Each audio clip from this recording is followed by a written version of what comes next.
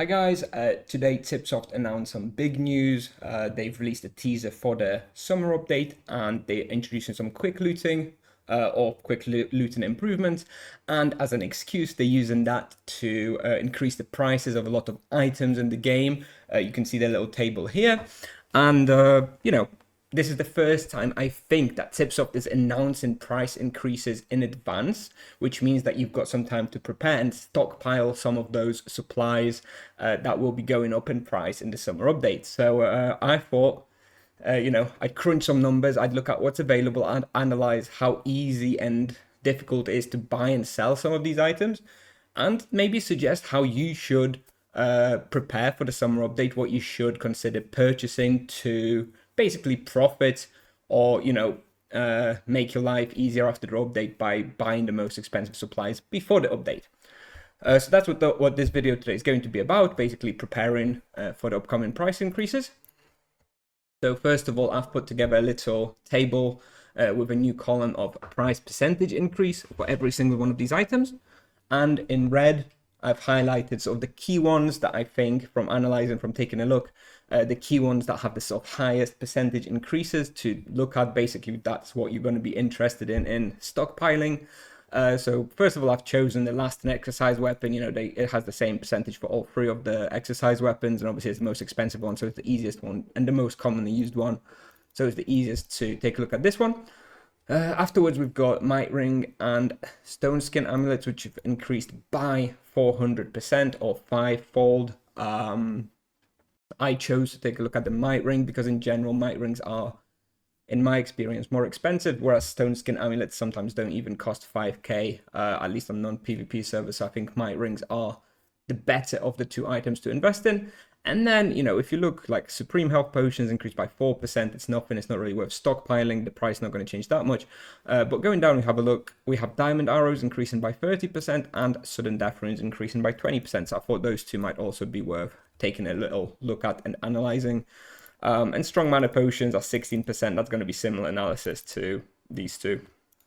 So, I've cut down the table to just these four key items that I'm going to be looking at: the last and exercise weapons, Might Rings, Diamond Arrows, and Sudden Death Runes. And I prepared a little table where I've added some extra columns. So let's just talk through them and I'll explain my thought process. So first of all, we have the expected profit. So something to keep in mind is that you're not going to be able to profit necessarily the full amount, right? Like nobody's going to be buying items from you at NPC price. After the update, they're going to be buying them for a little bit less, because otherwise what's the point of buying them from you? So you can see the expected profit that I expect from each of these items in this column. The one that I'm least sure about is the Might Ring. So obviously at the moment the price of the Might Ring is capped by the 5k sell price from the gene.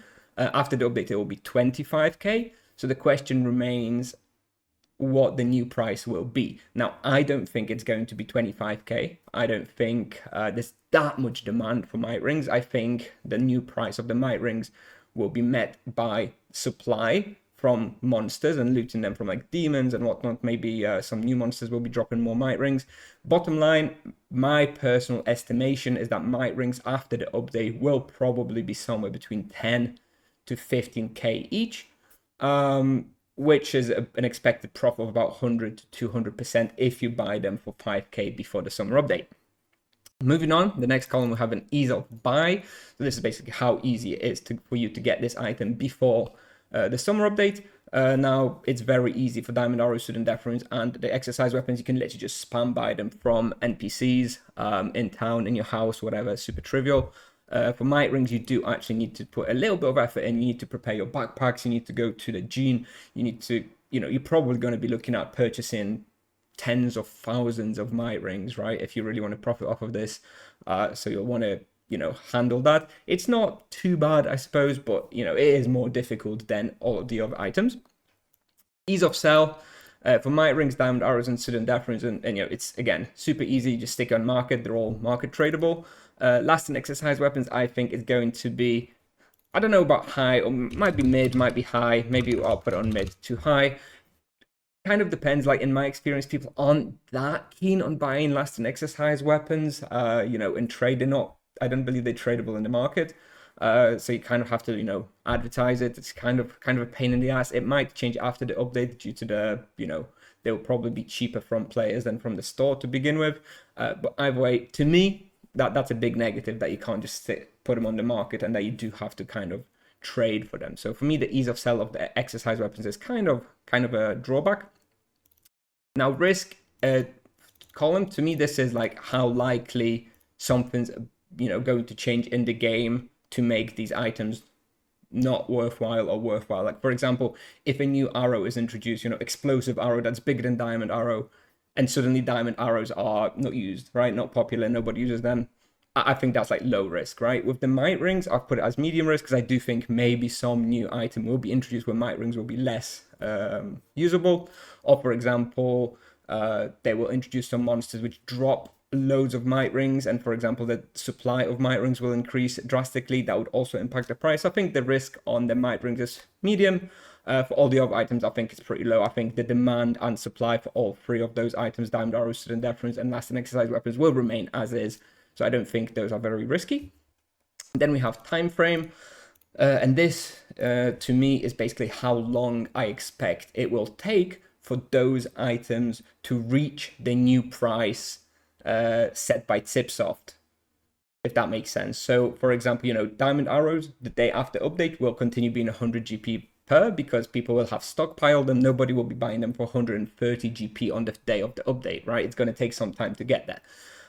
And that's basically what I mean by time frame, like how quickly the new price will actually become the real price. So with the regards to the might rings and last and exercise weapons, I think it's going to be a pretty long time frame. This is because those items aren't used as much, right? If you buy 50 last and exercise weapons before the update, they're going to last you a long time. Same with might rings. If you buy 10,000 might rings, they will last you a long time, right? But then if you look at diamond arrows, every paladin uses thousands of diamond arrows every day. Like, no matter how much people stockpile diamond arrows, I think in the long run, they will go through them quite quickly. So I think the time frame for diamond arrows to reach 130 GPs will be much faster than the time frame for might rings to reach like 15k or whatever, right? So I think diamond arrows will be the quickest.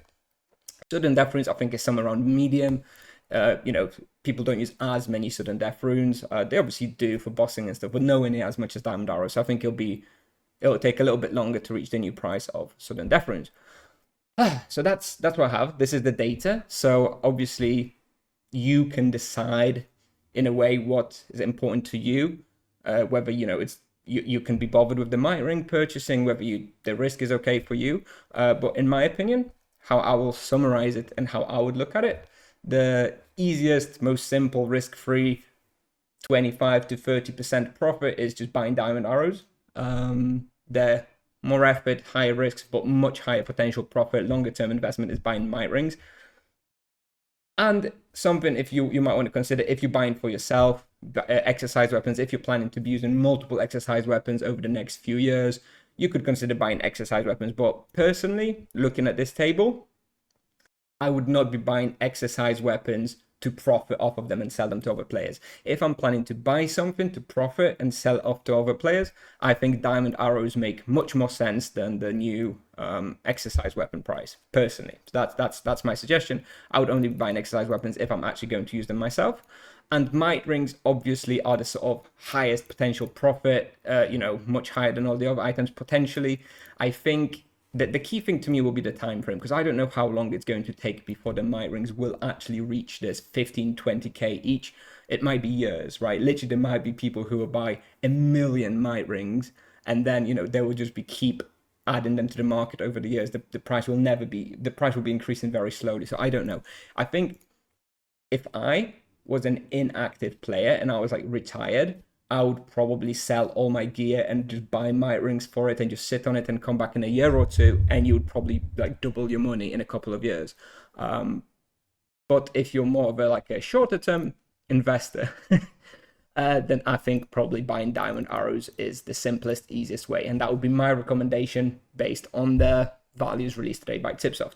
And that is what I'm going to be doing, by the way, because I'm super lazy. I'm probably just gonna, a day or two before the summer update, I will just buy diamond arrows for every single gold coin that I have. I'll probably buy like 500 KK worth of diamond arrows, keep some for usage, but some of them probably sell on in the coming months and years after the update. So yeah, that's what I have for you today, guys. That's something that I think that what I've analyzed. That's my suggestions. Obviously, this is based on the values released today. If Tipsoft changes some of these values over the course of the test server, then this analysis might change. But you know, it's pretty trivial to just kind of plug in the numbers yourself if needed, if changes are made. I would not expect major changes to this. I feel like Tipsoft probably thought it through and analyzed it through how they want it. I would not be expecting changes here myself. I think this is going to stay as is.